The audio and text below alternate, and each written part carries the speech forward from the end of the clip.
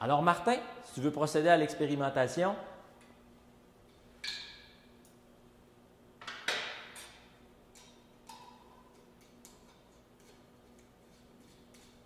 alors Martin vient de déposer le morceau de gallium à l'intérieur. C'est un morceau de gallium d'environ 25 grammes. Il l'a mis dans l'eau de l'eau à 35 degrés, n'est-ce pas? 35 degrés Celsius. Observez bien le résultat. Alors Martin, est-ce qu'on voit la même chose? On voit la même chose, le métal est bel et bien liquide. Puis maintenant, on va renverser la réaction afin qu'on puisse redonner au métal sa forme originale.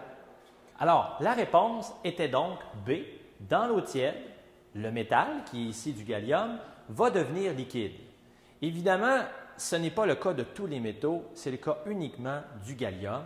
Et pourquoi c'est le cas du gallium? Eh bien, voici, c'est que son point de fusion est à 29 degrés Celsius. Ce qui est très rare, c'est le seul métal, finalement, qui peut fondre dans sa propre main. Donc, qui est solide à 20 degrés, mais lorsqu'on le met dans notre main, qui elle est autour de 32-35 degrés, le métal fond. Alors, Martin procède à l'inversion de la réaction. Donc, il a tout simplement mis le morceau de gallium dans de l'eau froide, qui est autour de 4 degrés. Vous voyez, il y a des petits glaçons.